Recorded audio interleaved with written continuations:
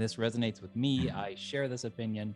And then I've also read a lot of reviews that echo this opinion that says it's all variations on the same phrase that Stephen Jones has created a character that we really want to follow, a character we really like, a character who could sustain a series, a character that, like I just said, has legs and a beating heart and a great energy about him, a great story, etc., etc., etc.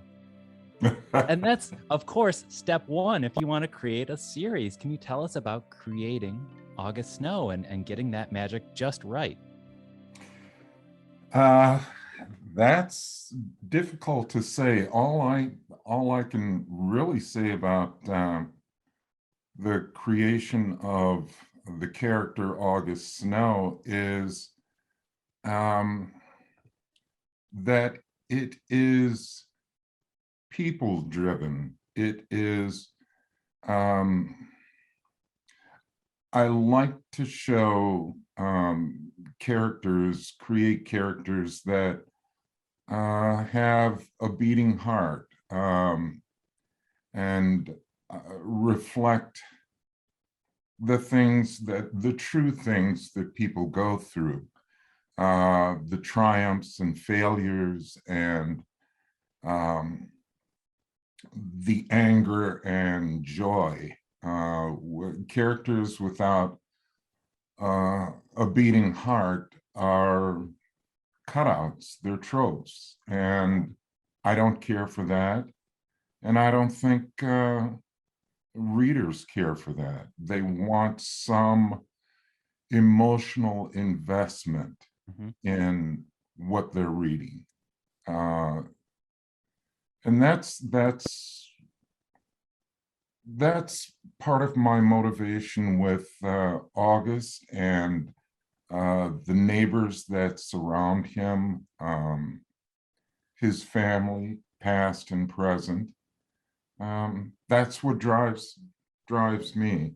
The people around him drive this story, and that is the offsetting sort of incident and motivation behind the third book, Dead of Winter, is these people in his life who are very important to him.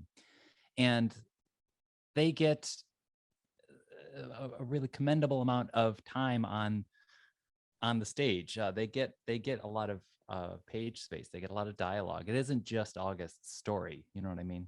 Right. It's really great. Also, I'd like it to be a reflection of, ultimately, a reflection of two things. And those things are what it means to be a Detroiter in this age. Detroit, like most cities, major and minor, villages and towns, has its own personality.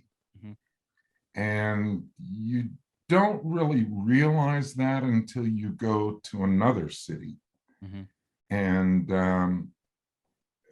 you could take August and put him in the middle of Los Angeles and Harry Bosch in the middle of Detroit, and both would be confused as to what was going on. So it's a reflection of the personality of the city and how the residents of this city reflect that personality back in their interactions. Yeah. These books have done such a great job of demonstrating that you cannot just have the conception of Detroit being Midtown or a Q line or just Comerica Park or just exactly. There is the East Side, there is Corktown, there's and then talk about the neighborhood where we are. Talk about the neighborhood where August is and the decision to put him there. And you do such a good job of capturing the energy of that neighborhood too. Oh, thank you very much. It was a conscious decision to have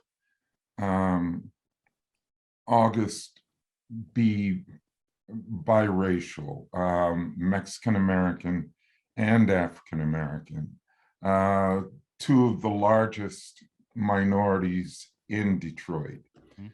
And it's also a reflection of the fact that those two minorities have rarely gotten along. You can go from New York to LA and see the same dynamic played out. Mhm.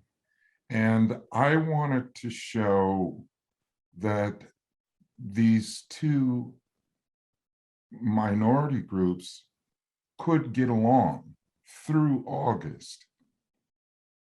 And August, he doesn't see himself as one or the other. He sees himself as the best of each, because he came from a loving home. His mother being Mexican American, his father being African American. And the best of both is reflected in literature, in food, especially food. You may have noticed I like food. Chapters often begin with detailed descriptions of usually making me hungry as I read. Well, you know, I didn't get this way by dieting. So, but yes, that was important to me, to show the best of those minorities and ethnic groups, and to also let readers outside of Detroit know that this is a very dynamic city as far as cultures. You can enjoy Vietnamese food, you can enjoy Korean food, Greek food, Polish. Yeah, French, high French or French country. sure. So it's all here.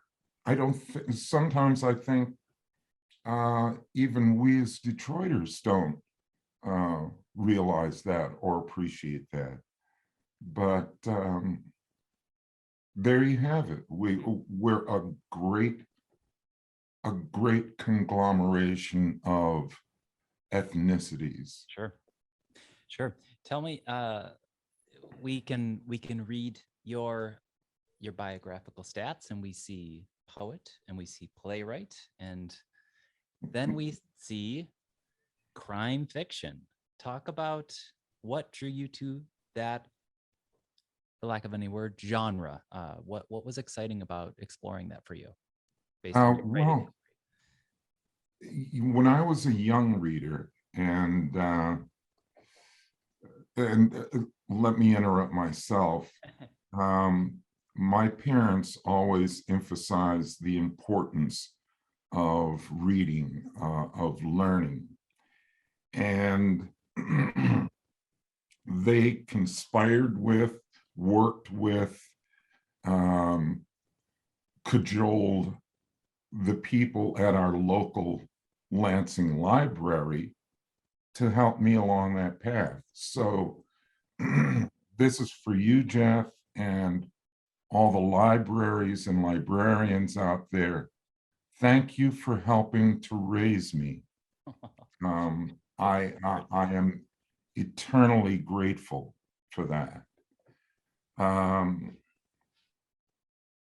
What was your question? I was talking about going from a poet to a playwright to now a crime fiction novelist, and living in that realm. Exciting. Yeah. Well, as a young reader, I started out with science fiction. I loved science fiction. It carried me away from this world and showed me the possibilities of the future.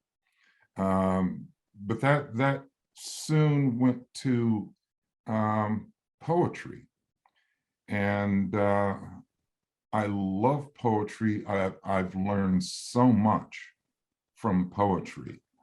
The weight, the gravitas, the color, the smell, the feel of individual words. Sure. Economy of language. Yeah.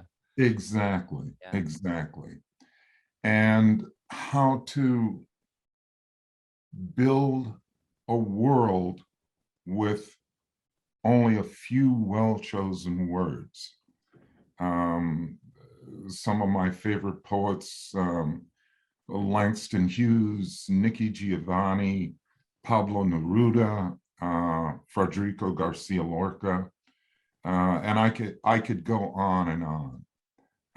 That's a pantheon right there, just by itself.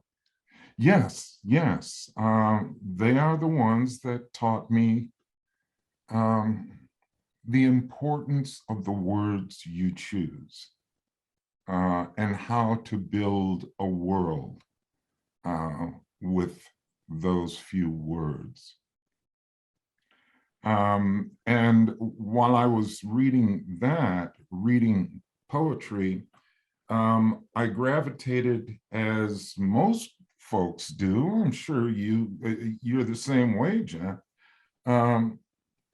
Whenever you had a cold and it was the middle of winter and everything was bleak, and the only thing that could help was a nice Afghan over your shoulders, a hot cup of tea, and Agatha Christie. Oh, yeah. Oh. Or Sir Arthur Conan Doyle. I mean, that mystery, that involvement, that puzzle, sure, that they gave you. Mm-hmm. Yes. So that's where my love of the mystery genre began, and it continued with Robert Parker, Dashiell Hammett, Lauren Estelman, who is the best as far as I'm concerned, and Elmore Leonard, of course. Of course. So that's a brief history of my development, both as a reader and writer. By the way, this state has so many good writers. It's incredible. We're finding that out just by this podcast alone. You know, that it's phenomenal. Elmore Leonard, Jim Harrison, Karen Dion, Steve Hamilton. Wow, it's Lauren Estelman, as I mentioned. And it's worth noting that those writers set their stories here, just as you do, and it ties back to what you were talking about the nuances of Detroit and yes, how much variety is here, culturally speaking. And reading your books drove that home for me again, of how much is here. And you can set a fictional character here for fictional action, fictional adventures, and there's enough here to explore. Oh gosh, absolutely. Yeah. You don't have to set your book in New York if you're not from New York. Who cares? You know, there's enough here. You know. Well, you know, I'll tell you, one of the joys of having written these books, and when I write them, maybe I'm jumping ahead, but one of the joys of writing them is I am my first reader. And this may not sound very kind, but you'll understand, I'm not writing for an audience or someone else. Right. Yeah. I have to write something that will entertain and inform and move me. Um, and trust me, I can tell where the boring parts are. So, you know, if I'm, We call those exposition. I'll use that from now Yeah, on. there you go. But if I reach some unmoving exposition, um, I'll cut it out. I'll edit it. No one wants to bore themselves. Right. Um, Never mind, you know, a friend, a neighbor, a family member, a reader. Mm-hmm. Well, Um, that goes into poetry and plays. There isn't yes, any fat there. You have to cut it. You have to say what you got to say with the poem, or you got to move the story along with a play. yes, yes. Yeah. And to be honest with you, if I were given, if someone gave me the choice of, okay, Steve, you have 6 months to write a really good poem, or 3 months to write the first draft of a novel, I would take the novel every time. Because great poetry, good poetry is so hard to Yeah. create. Yeah. It is monumentally difficult, and there are people that have such talent at it. You know, I was fortunate with a few of the poems that I wrote. In fact, I wrote a poem, I believe I was 17 or 18, called The Dream of 13 Black Women. And I was very fortunate that it was published by The Atlantic, which was great. And it was the first time, I had been paid for my writing. And at that age, I thought, wow, $60. That's just the beginning, pal. Uh, but again, my hat's off to all of the wonderful poets Yeah. and poetesses out there. It's like sculpting marble. Is really Oh, what it is. yes. But I think that's important to note, especially if anyone out there is an aspiring author listening to this, is that you are your first audience. You are your audience first, as you put it, and you can't put in things that you just because. Well, I think the reader will like it if August does this. Yes. If August says that, maybe the reader will get a charm out of it, because you're not a talk show host doing a monologue. You know, it's their job to Right. please an audience with the usual beats, but Well, go ahead. well, even with the tropes of the genre, crime fiction and detective um, genre, The hard-boiled stuff. right, right. There are tropes, and I like messing with tropes. You know, somebody who's hard boiled, who likes strawberry smoothies, you know, and so messing with tropes is part of the fun that I have, and especially in this day and age, which is both a wonderful day and age and very daunting and challenging day and age.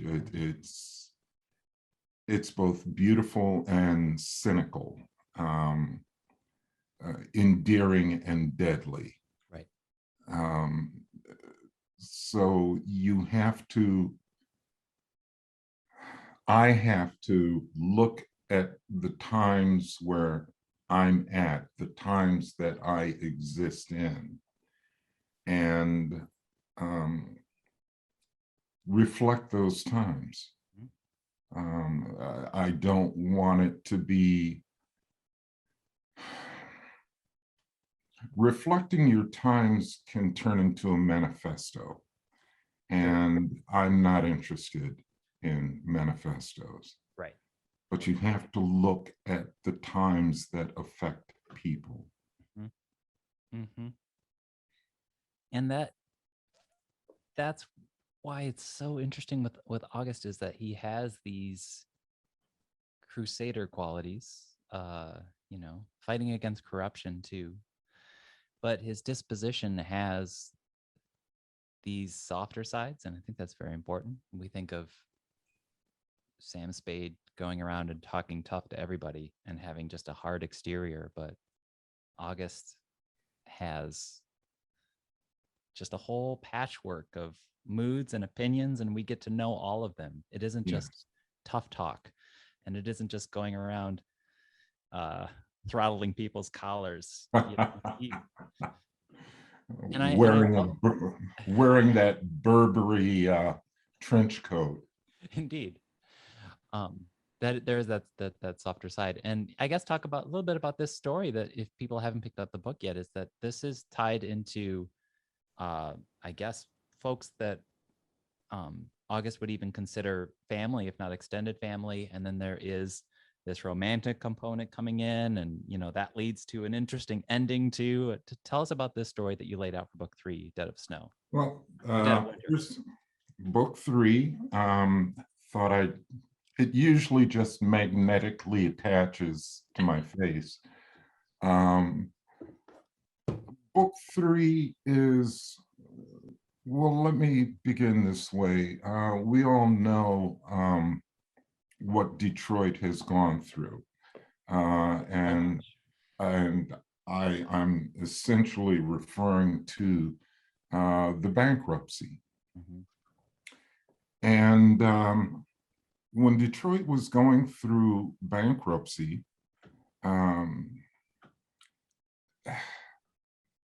there wasn't a single other major metropolitan city in America that was pointing at Detroit and laughing. Not a one was laughing. They were watching very carefully because they held some of the same municipal bonds. And they knew that their house was at least partially a house of cards. Pittsburgh, Cleveland, etc. Yeah. Exactly. We were the first house that fell. But there were, Detroit showed its innovative side as far as rebuilding itself, and has become so successful at the rebuilding effort that, restaurants popped up everywhere, wonderful restaurants. The core of the city was renewed. In that renewal, there was the popular saying, gentrification, which was to be expected. I'm not saying that you had to like it, but it was to be expected. And land and buildings that once went for pennies on the dollar was soon skyrocketing in price. New condos and apartments were going up. And I started giving thought to this growth has got to be very interesting to a number of people, a number of organizations. And when does gentrification have a deadly cost? especially in poorer to middle class neighborhoods within the city limits. And that's what gave birth to Dead of Winter. How far are people willing to go for this land grab? Will there be blood on the hands of some speculation realtors?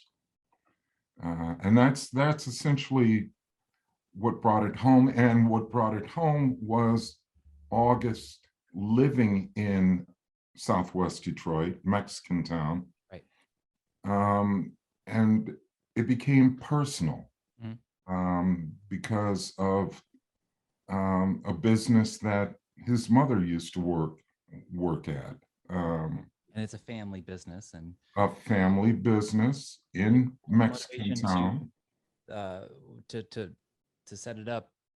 August is at first initially offered to buy it, I mean, become an owner of this business, in a sense, to keep it in a family. They consider August Yes. family, and to keep it family owned rather than corporate owned or what have you. Yes. Another thing and we were losing, though, we were losing those mom and pops. right. And August doesn't want to be a business owner. He, as he says, I have enough trouble running my own house, never mind a business. But he promises to look into a shady aspect of the offer that this business has received. Mm-hmm. And from there, it just snowballs. Indeed, it does. Your pacing is really good, because this story, and I won't say any spoilers here, accelerates and gets exciting and action packed and even violent, and you know what I mean. It isn't necessarily your. I mean, I do use that word, action, for lack of another word. It is a mystery. It is crime fiction. It does have that gumshoe angle to it, but you certainly put August through a lot in this book. An incredible amount. Yeah, thank you for bringing that up, Jeff. After the second book, I felt, well, I can't write the same book over again. Mm-hmm. I have to raise the stakes. Sometimes life is like that. There are no good, bad decisions. There's only decisions that you can choke down easier than other decisions. And that is kind of the situation that August finds himself in. Another thing is, the first two books, I teased the reader, I teased myself about his relationship with Tatina, mm-hmm. His girlfriend, who lives in Norway. She's German, half Somali, and came to Norway as a refugee from those perpetual civil wars in Somalia. And I teased at their relationship in the first two books, and I thought, no, you can't do that again. I really want to meet her. Yep. I, as the first reader, really want to meet her, find out the stuff that she's made of. Mm-hmm. And in the writing, I discovered that the stuff she is made of is the stuff that my mother, my grandmothers, my aunts were made of. This tough, loving, no BS but a heart full of love stuff. Yeah. Yeah. Some of my favorite parts of the book is when she's on the page. Yeah, yeah. And Jeff, it's weird because I think of their relationship as romantic, Mm-hmm.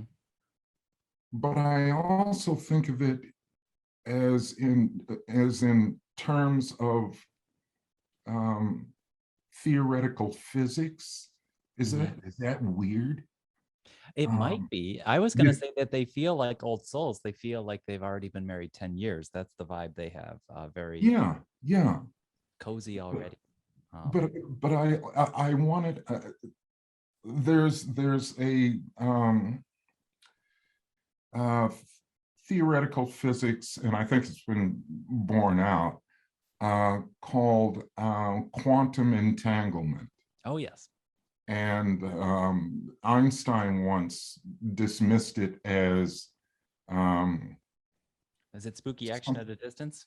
Is spooky that action at a distance. Yes, where two protons entangle for a second, and then each of those protons goes a distance, whether it's 100,000 light years or 1,000,000 light years away, but they retain um, memory and action reaction with the other.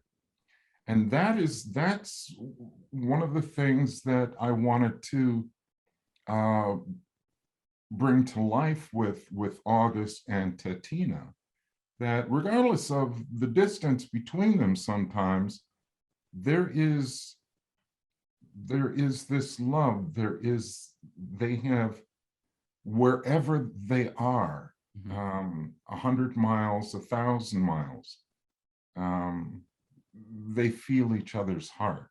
Oh, absolutely. Um, and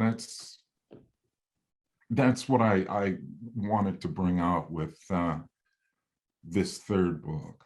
Absolutely. That comes across. That does come across. And I it reminded me of the going back to what August says at the beginning of the book, where he says, well, no, thank you. It's not, I wouldn't really want to own a business, but I am going to look into this. Uh, there's a line in the book, and I won't spoil it, but I do love the line. I'm not going to say where it is in the book, but and it just made me love August even more. August says, I didn't know what the hell I was doing, and who really does? There's that conviction to do the right thing and help out the Ochoa family. And there's this compulsion to be with Tatina. And he might not know what he's doing. You know what I mean?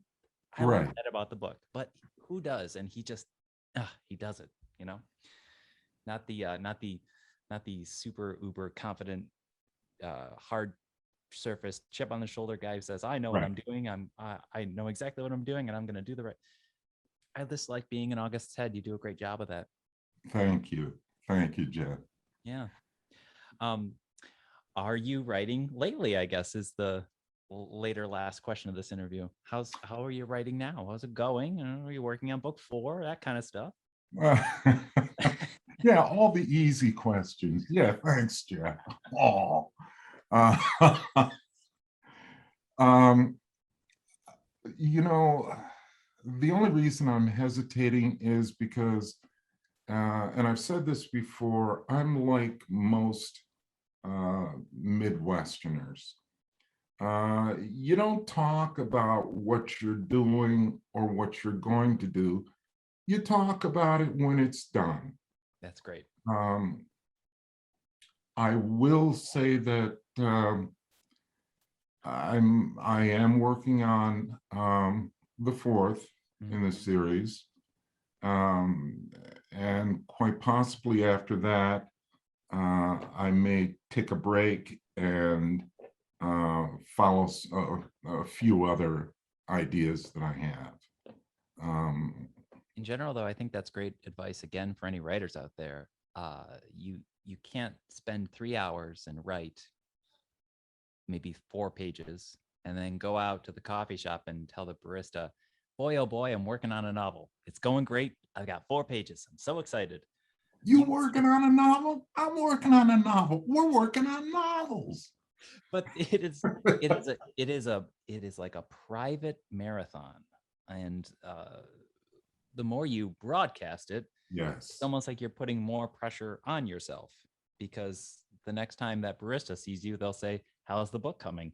And maybe you only wrote one more page, So. Exactly.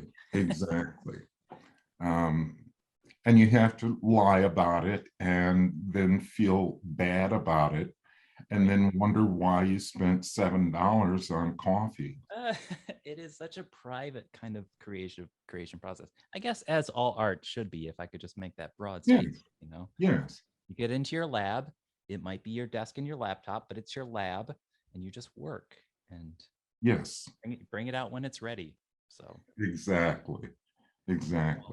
Want to thank you so much for joining us on this podcast. This has been such a great series. We're 3 books in. We will very patiently wait for whenever book 4 is around, but Dead of Winter is out now. And if you're listening to this and you have not read August Snow, good news, you can start with book 1 and just work your way up. And just want to say thanks again, Stephen Jones, for joining us. Thank you, Jeff. And if I could just say to anyone that sees this, anyone that listens to it, support the Ferndale Library, support whatever library you are near. All libraries. Because we librarians, we root for each other. Yes. Librarians are the original search engine. So, support these folks, support your local library. They are an institution that could disappear. And you may wonder, well, I thought they would always be with us. Mm-hmm. So they need your support. So please do that. Yeah. I mean, we are like the post office and the rainforest at the same time. We're here and we are wonderful. Coral Reef, we are not necessarily a given. We need, you need to nurture these places, and really loved your anecdote about, similar to Ray Bradbury's story of the library raising you. That's just beautiful. Thanks again, Jeff. Stephen Jones, thank you. Take care. You too.